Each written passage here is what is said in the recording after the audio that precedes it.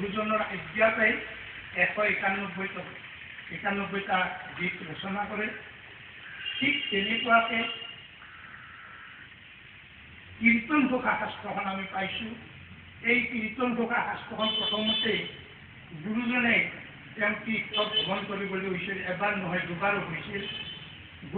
গৈ তাতে উৰেখা বাৰাণসী ঠায়ে ঠায়ে কবিৰ গীত হবে শিষ্য হবে গালে।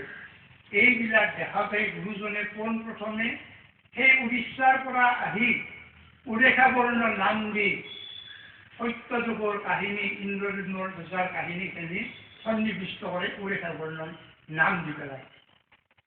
ঠিক তেনেকৈ মাধৱদেৱ পুৰুষো গুৰুজনাই বাণী কৰিছিল গণপুষ্পাধ্যকে, বোলো মাধৱ তুমি এনেকুৱা এখন শাস্ত্ৰ তৈয়াৰ কৰা যেনে পকা বগৰীটোৰ নিচিনা।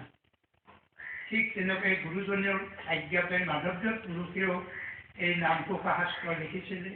তাৰ পৰৱৰ্তী কালত আটাপুৰুষসকলে আহি গুৰুজনৰ মুখত কথাবিলাক শুনি শুনি সেই আটাপুৰুষৰ সকলৰ বা আটাপুৰুষসকলে গুৰুজনৰ বা দুজনা গুৰুৰ যি চৰিত্ৰ লিখি থৈ গৈছে সেই অনুপম সৃষ্টি আজি আমি গোটেই পঢ়িবলৈ পাইছোঁ। আৰু এই আটাপুৰুষসকলো আমাৰ এই ঠাইত নাছিলে, তাৰা হবে আজি